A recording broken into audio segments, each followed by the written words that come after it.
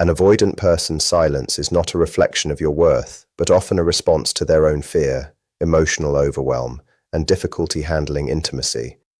Their withdrawal reveals their internal struggles, not your value, and healing begins when you stop chasing answers and start choosing yourself. The difference is, they don't process these thoughts with any intention of acting on them right away. While someone else might feel something and want to fix it, talk it through, or reconnect immediately, an avoidant person tends to just sit with it. They create distance, not just physically but emotionally, as a way of regulating themselves. And in that space, thinking feels safer than feeling, and remembering feels easier than actually re-engaging. What makes this whole thing so confusing is the contradiction at the center of it. They can think about you constantly, miss parts of the connection, and still never reach out. For most people, missing someone naturally leads to action. But for an avoidant person, missing someone can actually deepen the internal conflict, because missing you means admitting attachment, and attachment is precisely what makes them uncomfortable in the first place. So instead of moving toward you, they sometimes stay away even longer, trying to quiet that feeling instead of acting on it. This is why their silence can feel so final, even when it isn't.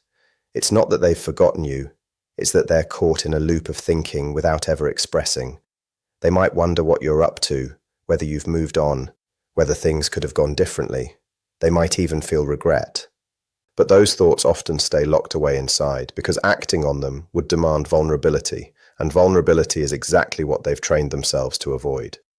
There's another layer here too, pride and self-protection. Once they've put distance between you, reaching back out can feel like losing control. It means facing the very emotions they tried to escape, and it means risking rejection or emotional exposure all over again. So even if they're thinking about you, even if they're feeling something, they might talk themselves into staying quiet because it feels safer than opening that door back up. From where you're standing, this creates a painful illusion. You see the silence and read it as indifference. You assume that if they cared, they'd say something, and honestly, in a lot of situations, that would be a fair assumption. But with avoidant people, caring doesn't always show up as action. Their inner world can be fully active, while their outward behavior stays completely still. This doesn't mean you should sit around holding on to hope based on what you imagine they might be thinking.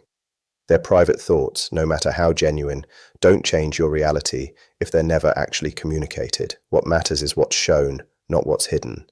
But understanding that they do think about you can help you let go of the idea that you meant nothing. You weren't easily forgotten. You were experienced, felt, and remembered, just never expressed in the way you needed or deserved. And that distinction matters, because it helps you separate your own value from their behavior. At the same time, staying grounded matters too. Thinking about someone isn't the same as showing up for them. Replaying memories isn't the same as building something real. Internal reflection, however meaningful, doesn't replace actual communication or effort. So even if it's true that they think about you during the silence, that alone isn't enough to sustain a real connection. What this really exposes is the gap between feeling and action. Avoidant people can feel things deeply while struggling to act on those feelings in any consistent, healthy way. And unless they actively work on that pattern, it tends to keep repeating silence, reflection, return, then distance all over again. Understanding all of this gives you clarity. It lets you stop chasing answers that might never come and stop assuming silence automatically equals a lack of care. But more importantly, it reminds you that you deserve more than being privately thought about. You deserve to be chosen, expressed, and valued out loud, not just quietly remembered in the dark. When an avoidant person comes back after a stretch of silence, it's tempting to assume it was some simple decision, like they woke up one day, felt like reaching out, and just did it. But that's not how it actually works.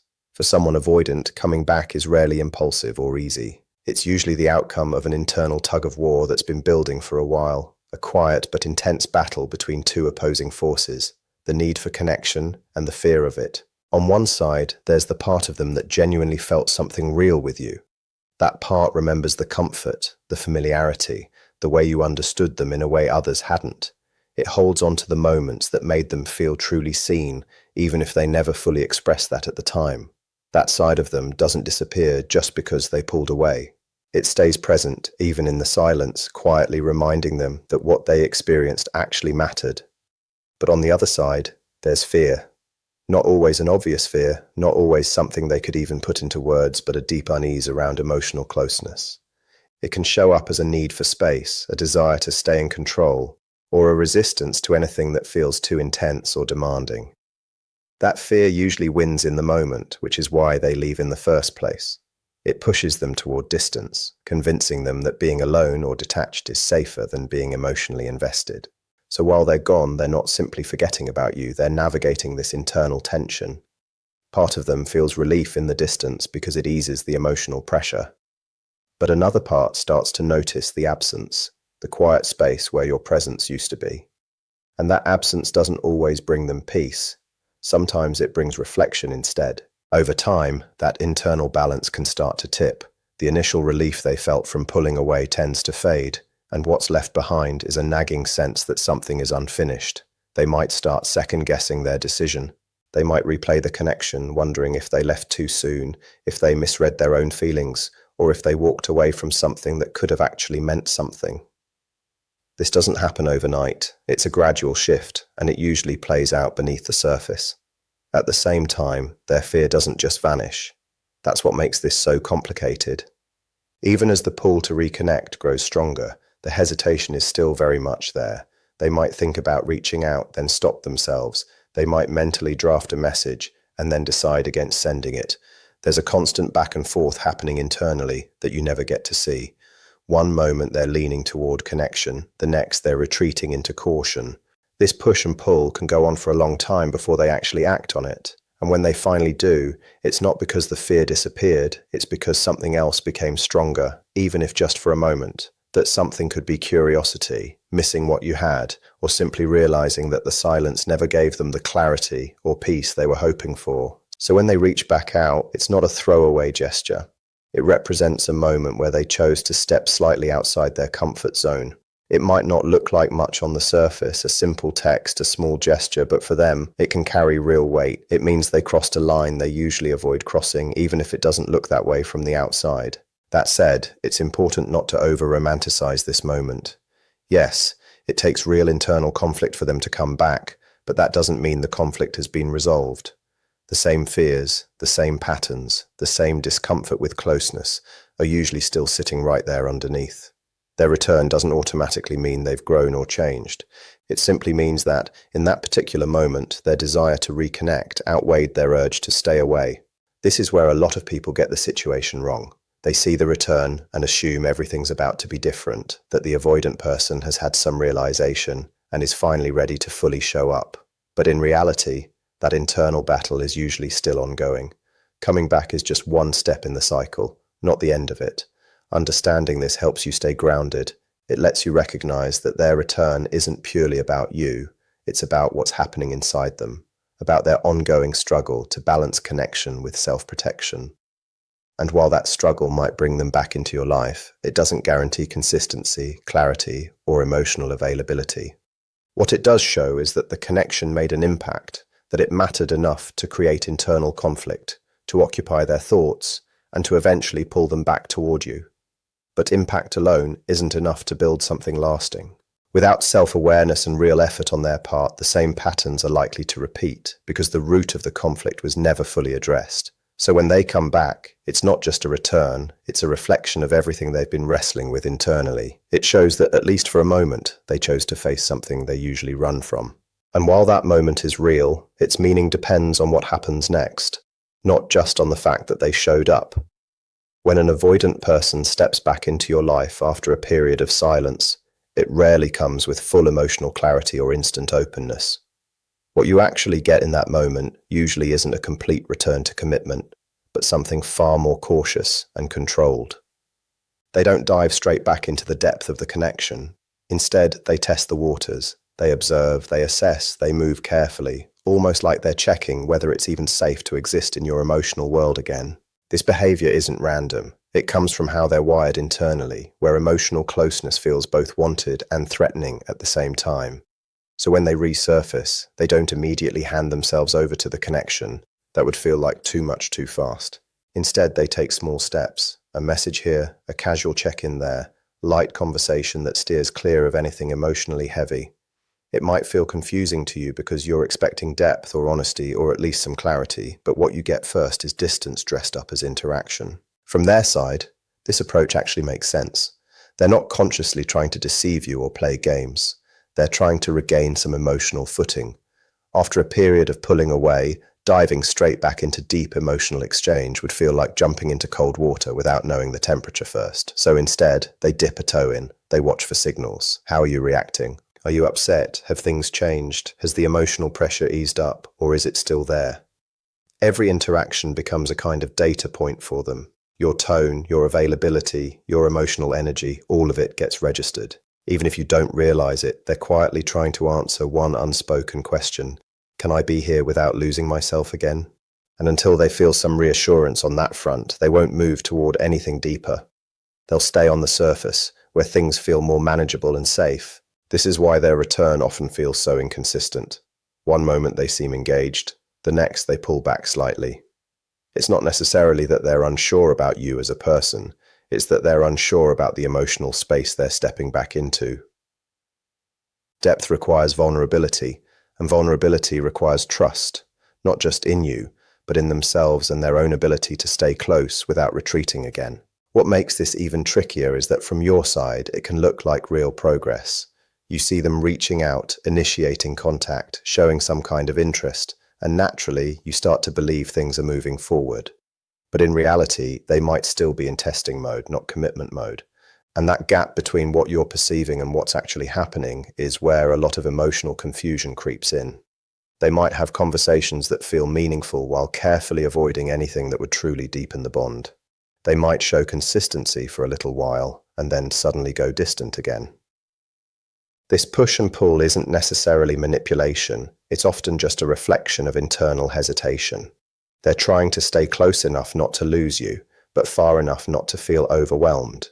The deeper truth is that avoidant people often struggle with emotional pacing. They don't naturally glide from silence into full emotional engagement. It's more like a series of uneven steps. They can be present without being fully present. They can talk without truly opening up. They can care without expressing that care in a way that actually feels secure to you. This is exactly why patience by itself isn't always enough, because what's really needed isn't just waiting, it's understanding what stage the interaction is actually in. If you mistake testing for commitment, you'll end up emotionally invested at a level they aren't ready to match yet, and that imbalance can lead straight to disappointment, frustration, or emotional burnout. At the same time, it's worth recognizing that you can't control their testing phase. You can't rush them into depth by giving more, explaining more, or proving more. In fact, too much emotional intensity too soon can backfire entirely. It can reinforce their fear and push them to retreat again. What their system needs is gradual safety, not emotional acceleration. But here's an important truth on your end too. While they're testing you, you're also revealing something about yourself. This phase doesn't just show you how they handle closeness, it shows you how you handle uncertainty. Do you abandon your own emotional boundaries just to keep them near? Do you overextend yourself trying to hold their attention? Or do you stay grounded, observing their behavior without losing your own center? Because ultimately, this dynamic isn't only about whether they're testing you. It's also about whether you're willing to tolerate inconsistency for the sake of potential. And that's exactly where awareness becomes powerful. Once you recognize that they're in a testing phase, you stop mistaking uncertainty for stability. You stop building emotional certainty on behavior that's still temporary. The truth is, depth can't be forced or rushed. If it's ever going to happen with an avoidant person, it'll only happen once their internal sense of safety catches up with the external connection. Until then, expect surface-level engagement mixed with emotional hesitation. That's simply the nature of this stage. They're not diving into you yet. They're still figuring out whether the water is safe enough to enter fully. When an avoidant person reappears after silence, the moment carries emotional weight for both of you. But what happens next often depends less on their actions and more on how you respond. This is where a lot of people unknowingly lose their emotional footing, not because they do anything dramatically wrong, but because they react out of urgency instead of grounded self-awareness. In these moments, your response becomes the single most influential factor in determining what happens next. From where you sit, their return might feel like relief, confusion, excitement, or even validation after days, weeks, or months of silence. Seeing them come back naturally stirs up emotional momentum. You might want immediate answers. You might want to understand why they left, what they were thinking, and what their return actually means. You might also feel a strong pull to reconnect quickly, to rebuild what was lost, to make sure they don't disappear again. All of that is deeply human, especially when there's real attachment involved.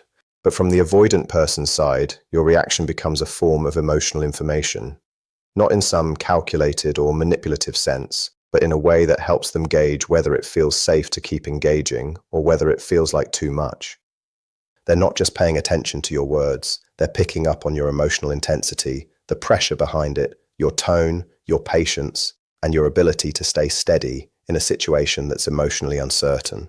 If your reaction is highly charged, intense, or demanding of instant clarity, it can unintentionally trigger their instinct to withdraw again. Not because your feelings are somehow wrong, but because emotional intensity can register as pressure to someone who already struggles with closeness. In their internal experience, pressure usually translates into an urge to step back, even if the connection genuinely matters to them. On the flip side, if your reaction is calm, grounded, and self-respecting, it sends a completely different signal. It communicates stability.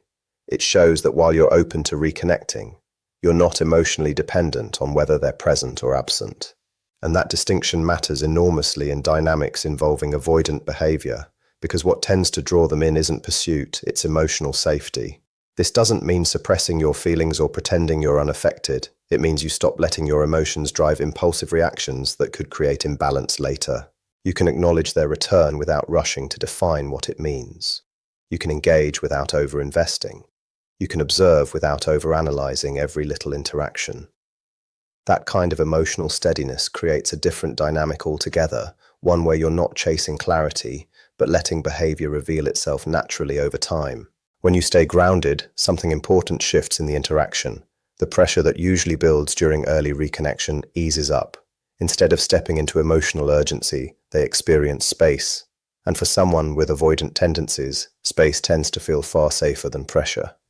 That safety won't automatically guarantee commitment, but it does create room for continued interaction without immediate withdrawal. This is where emotional control becomes genuinely powerful, not as some tactic to influence them, but as a way to protect your own emotional stability.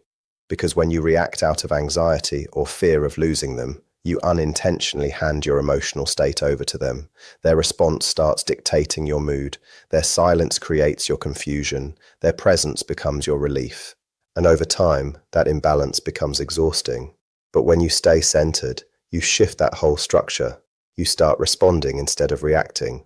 You create space between what you feel and what you actually express. You stop jumping to conclusions based on early behavior, and instead watch for consistency over time, rather than getting swept up in momentary emotional spikes.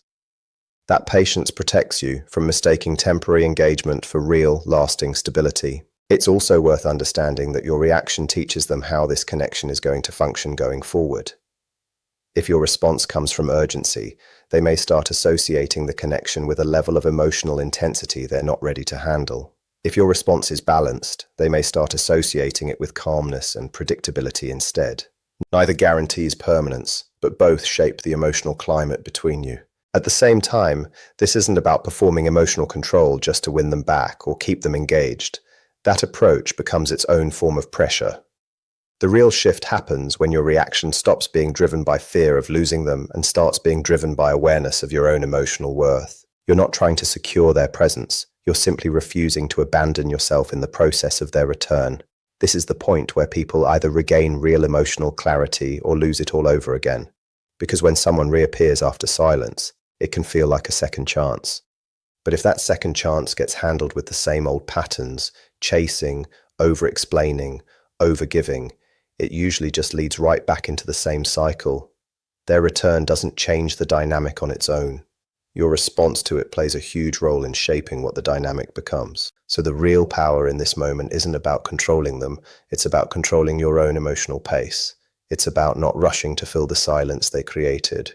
It's about not forcing immediate answers to questions that time will eventually reveal on its own. And it's about recognizing that stability isn't proven by how fast you reconnect, but by how well you stay grounded when the connection becomes uncertain again.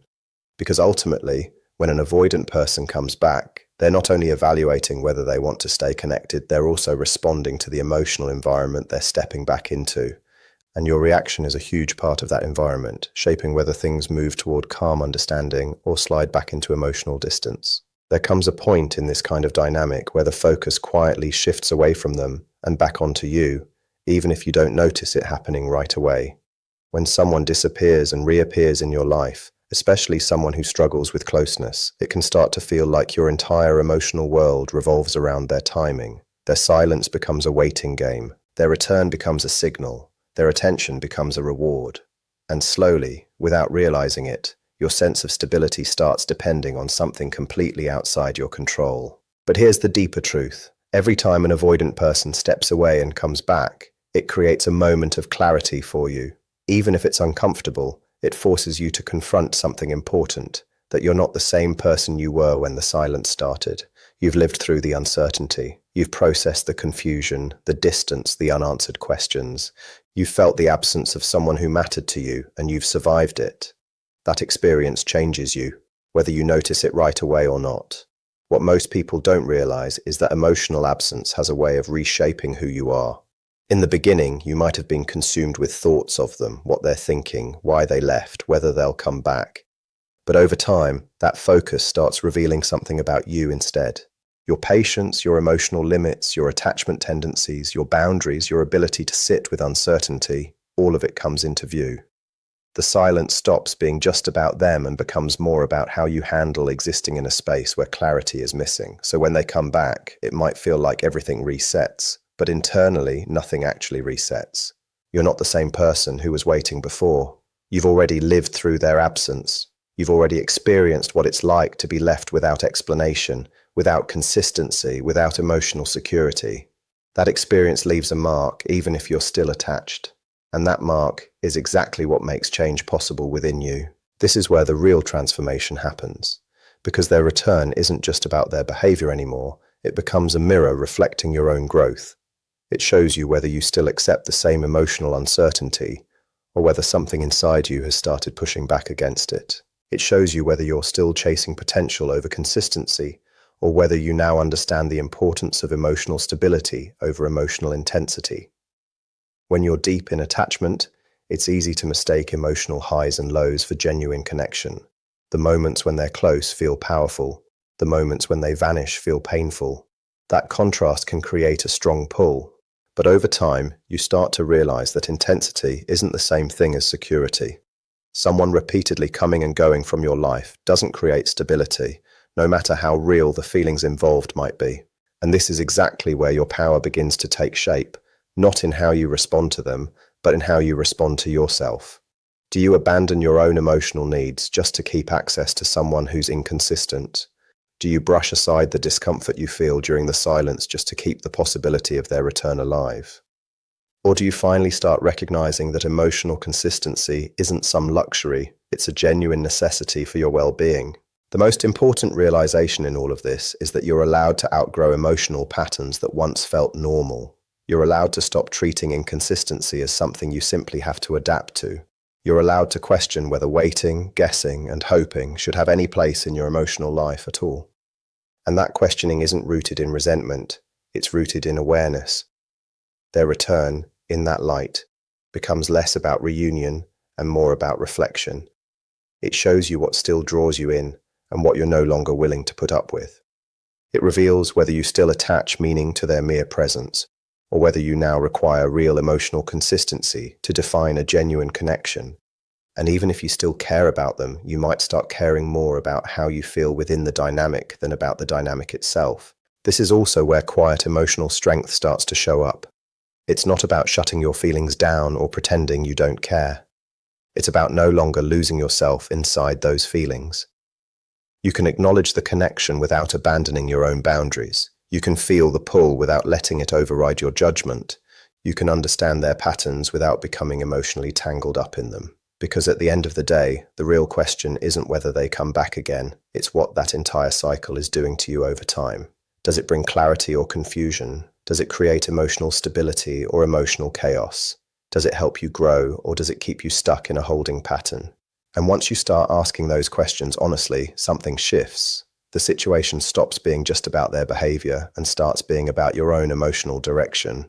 You begin to understand that your life can't stay paused around someone else's inconsisec. You start recognizing that your emotional energy is valuable and it deserves to go toward connections that are steady, mutual, and clear. That's why this moment matters so much. Because when an avoidant person finally faces you again after silence, it's not just their return that counts. It's the version of you standing there now, shaped by everything you felt, understood, and pushed through. And that version of you has choices they didn't have before, choices built on real experience rather than assumption. And in those choices lies your actual power, not in waiting, not in guessing, but in deciding for yourself what kind of emotional reality you're willing to keep living in.